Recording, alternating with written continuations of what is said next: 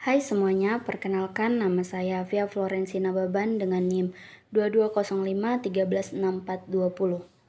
Di sini saya akan menjelaskan mengenai teori semiotika. Yang pertama yaitu pengertian semiotika. Apabila dibahas secara etimologis, kata semiotik ini berasal dari bahasa Yunani, yakni simeon, yang berarti tanda. Sementara itu, kata semiotika juga dapat merupakan penurunan kata bahasa Inggris yakni semiotics. Nama lain dari semiotika adalah semiologi. Kemudian, apabila dikaji secara terminologis, semiotika dapat didefinisikan sebagai ilmu yang mempelajari tanda. Tanda itu sendiri dianggap sebagai suatu dasar konvensi sosial dan memiliki sesuatu atau makna tertentu.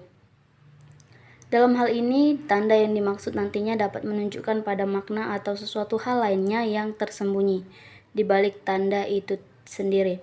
Dengan kata lain, keberadaan tanda ini nantinya akan mewakili suatu hal yang berkaitan dengan objek tertentu. Di sini saya mengambil contoh dari sebuah cerpen yaitu yang berjudul Kematian Si Pahit Lidah. Saya akan membacakannya. Cerita ini tentang Makyun, perempuan berumur yang meninggal petang Sabtu kemarin. Perempuan tua nyinyir yang terkenal tukang bergibah. Gosip apa yang hendak kau tanyakan? Perihal Mang Akem yang baru saja berbini dua, atau tentang Bi Inar yang telah pisah ranjang selama 3 purnama dengan lakinya gara-gara cemburu buta. Mungkin pula kau hendak tahu desas-desus yang beredar mengenai Mang Mahmud yang kaya mendadak di Tanah Abang. Oi, tak ada berita yang tak diketahui Makyun. Bila kau dengar cerita darinya lengkap dengan rumor yang tak jelas benar atau salah, asli ataukah telah ditambah-tambah biar sedap, kau akan berkata penuh mufakat, alangkah rincak lidah perempuan tua ini menyusun cerita. Tapi, bagaimana bila kini ia yang diceritakan orang-orang di Tanah Abang? Inilah yang tengah ramai dibicarakan orang-orang sedusun Laman. Tentang kematian inilah yang tengah ramai dibicarakan orang-orang. Tentang kematian Makyun akibat lidahnya. Konon, dari desas-desus yang beredar sepekan sebelum meregang nyawa, Makyun mengeluh lidahnya mengecap rasa pahit yang bukan kepalang. Liurnya terasa seperti beratawali. Tanaman obat yang rasa pahitnya Allahu Rabbi. Pening alang perempuan tua itu mencari obatnya. Menegak bergelas air putih tak mentawarkan rasa pahit itu. Bersedek gula pun tak dapat menghilangkannya. Telah berpuluh rumah dukun kampung ia sambangi, sampai-sampai Makyun pun menanggalkan keyakinannya yang enggan menjejakkan kaki di puskesmas lantaran ia tak percaya akan kemujaraban jarum suntik dan obat-obat pahit beraroma asing. Tapi tak satu pun yang dapat membuat lidahnya kembali seperti semula. Selanjutnya, kita akan membahas kajian semiotik yang terdapat di dalam cerpen tersebut. Yang pertama yaitu ada ikon. Kata pahit lidah berarti orang yang suka berkata tentang hal-hal yang tidak baik. Kata ini merupakan ikon dari tokoh Makyun yang juga merupakan tokoh yang sering bergibah atau membicarakan aib orang lain. Hal tersebut terlihat pada kutipan di bawah ini.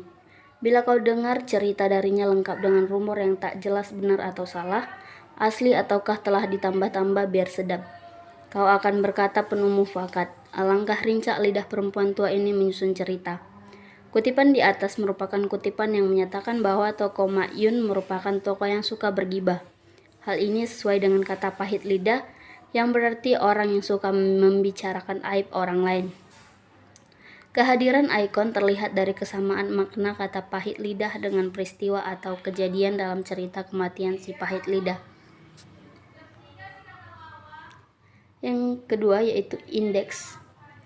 Indeks pada kematian si pahit lidah ditandai oleh kejadian matinya tokoh Makyun pada Sabtu malam. Kematian tokoh Makyun dalam keadaan lidah terpotong merupakan indeks kejadian musyabab atau sebab akibat. Kematian Makyun dalam keadaan lidah terpotong disebabkan karena Makyun gemar bergibah atau bergunjing tentang aib orang lain. Sebelum meninggal, Mak Yun merasakan pahit yang teramat pada lidahnya, sehingga sesendok gula pun tak mampu menangkalnya. Hal tersebut merupakan indeks musyabab atau sebab akibat. Berikut adalah kutipan yang mendukung pernyataan tersebut. Dan petang Sabtu yang naas itu, orang-orang dikejutkan oleh lolongan anak bujang bungsu Mak Yun yang menemukan perempuan tua nyinyir itu mati bersimbah darah dengan lidah telah terpotong oleh pisau. Desas-desus beredar, Mak Yun memotong lidahnya sendiri karena tak tahan. Ada pula yang mengatakan ini pastilah azab dari Allah karena Mak Yun senang menggibah aib orang. Entahlah. Yang ketiga yaitu simbol. Kita akan membahas simbol yang terdapat dalam cerpen tentang si pahit lidah. Simbol pada kematian si pahit lidah terlihat pada kutipan di bawah ini. Kampung ia sambangi sampai-sampai Mak Yun pun menanggalkan keyakinannya yang enggan menjejakkan kaki di puskesmas lantaran ia tak percaya akan kemujaraban jarum suntik dan obat-obat pahit beraroma asing. Tapi tak satu pun yang dapat membuat lidahnya kembali seperti semula. Kutipan di atas merupakan simbol gambaran ketidakpercayaan masyarakat zaman dahulu atau masyarakat pedesaan mengenai pengobatan medis. Kebanyakan masyarakat desa masih menganggap pengobatan non-medis sebagai pengobatan terbaik. Hal ini merupakan kultur yang terbentuk secara turun-temurun. Baiklah, sampai sini penjelasan saya mengenai teori semiotika. Terima kasih. Salam sejahtera buat kita semua. Bye-bye.